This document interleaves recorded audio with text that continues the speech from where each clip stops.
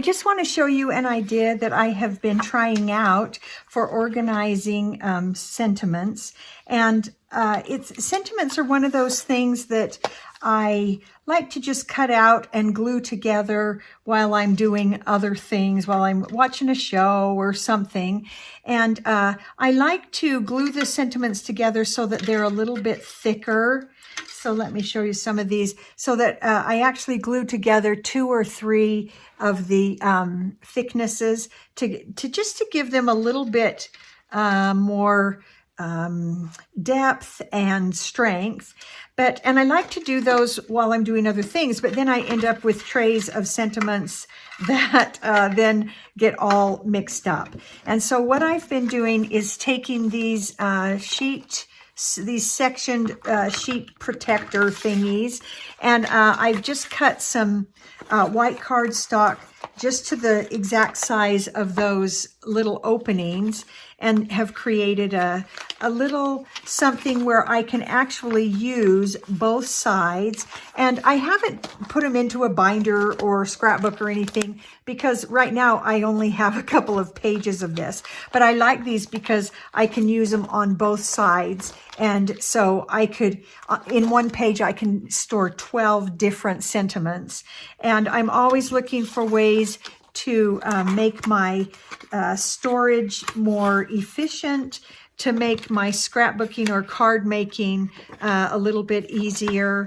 And so this is one thing that I have found that seems to really be working. So once I have all 6 of those in there, you can see I've already put some in. I did several for Halloween. These that I did clear months ago for Mother's Day, I still have ready for next year. So then what I can do is go through and just sort through my sentiments and put like ones together. So all of these hellos. And in fact, what I would do is even hellos that are in different fonts, they're all hello. So I'm just going to put them all together into one pocket.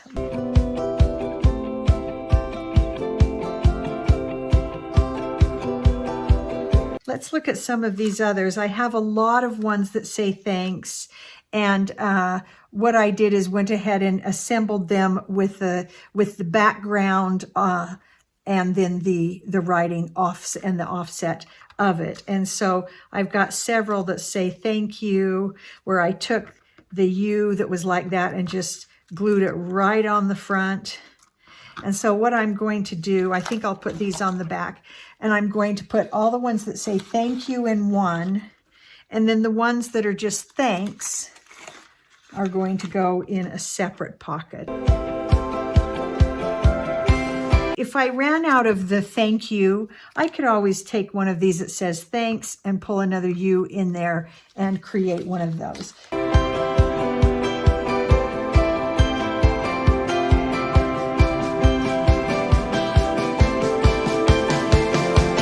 Here. Okay, so now I've got my pre-made sentiments ready, so that when I'm looking for something, I can just pull out my pages. I can just see if I have something already made.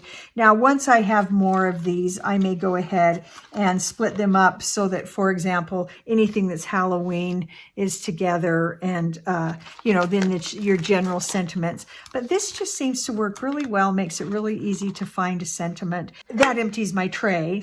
But then I also have trays with different flowers and leaves. You probably saw these carrots from, last Easter. I've got a lot of flowers and flower parts. So what I usually do with those, I don't store these this way. Let me show you how I store those. I keep my dies in these envelopes that I really like, and I'm going to try really hard to find a source for these envelopes because they're really sturdy and strong, and they really hold the dies.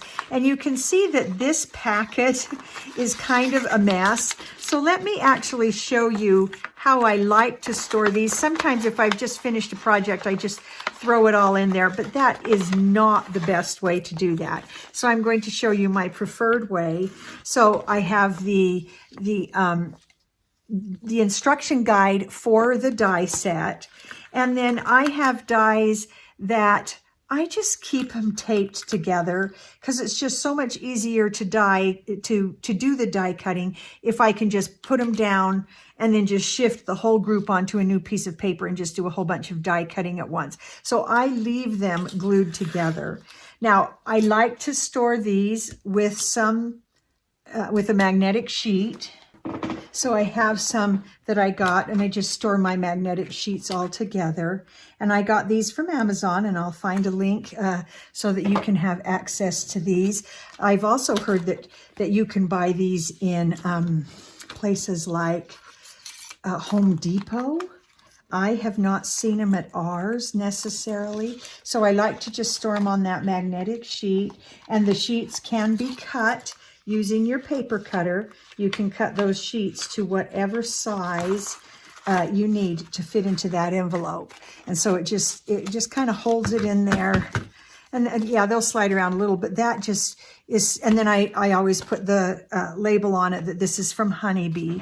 Then all of these peony flowers that I have made, and I've experimented with a whole bunch of different ways of making these, and I'll show you that at some point when I make these cards. Okay, so all of these are peonies, and it would be really easy to get some of these mixed up with other sets. So what I tend to do is store these in this same envelope so that if I go, oh, I need to make some peonies, I can see, wait a minute, I've already made some. So I store them in the envelope, but loose like this, it's just too much of a mess. So one of my favorite storage products is just glassine envelopes, and I like them because they're lightweight and you can see through them. So I could take several of these peonies and just put in the glassine envelope. And I maybe would, if I wanted to, I could use a different envelope for different colors. I'm not going to do that now. And then I can see that I have a collection in there. Now, I store that just right in the front of that die set. And then I know what I've got. If I'm looking to make a card and I want to use up what I've already made, I can easily look through this in my collection and see what I have.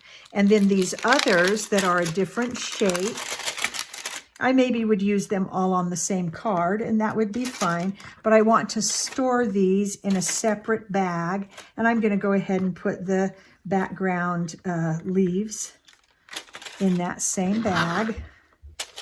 And then, so you can see that I can see into that bag so that I know exactly what I've got. And then I can lay that bag right in there next to the others. And I don't mind covering up the guide because I can see what I've got. And I've got the label so I know what flower it is.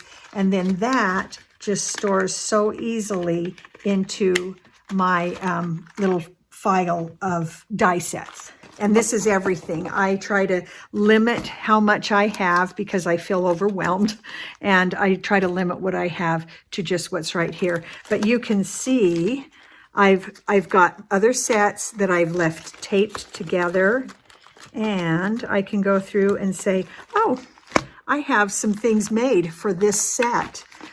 This I actually, just let me use this as an example. That's not very well put away because I can't see what I've got. So that probably ought to just go in the back here so that when I sort through it, I go, oh, I've got a bunch of cupcakes that I can put in. And I haven't arranged these right now in any particular way. Here's some more of these are the poppies. And in fact, I can go through and say, oh, I've got these poppies that I made from this same set, and so that they're not so messy. But I can go ahead and put the orange poppies all together in one of the glassine bags. And these glassine bags are so inexpensive and completely reusable. So you see, I've got those ready. So when I sort through and I'm looking for a particular flower, I can look through and see, oh, I've got that ready. I have some there that I can use. So you see how easy it is to just store your pieces. You can see I've stored some already made things from last year so that this Christmas, if I want to use a similar thing, I've got them ready. I don't let my collection get above this. It's getting a little too full. I have several sets that I have not used in years. I've kind of shifted how I craft. And so I'll go through this and weed it out so I have less to deal with. And then I can go ahead and easily grab the things that I really am using. So I hope those couple of ideas are helpful to you in getting your craft supplies organized. As you do this, you can weed things out as you go. So there's actually 4 ideas using these trays from the dollar store or similar types of trays to store things as you make them. And then as you are ready, you use your glassine envelopes and put the finished items right in your storage pocket that your die set is stored in. And then also using divided page separators for sentiments, and so that they're easy to see and easy to get to. And then you have several things finished and can just leap into some card making. I hope that was helpful. And remember to have fun with what you're doing and to love people more than things. And we'll see you next time.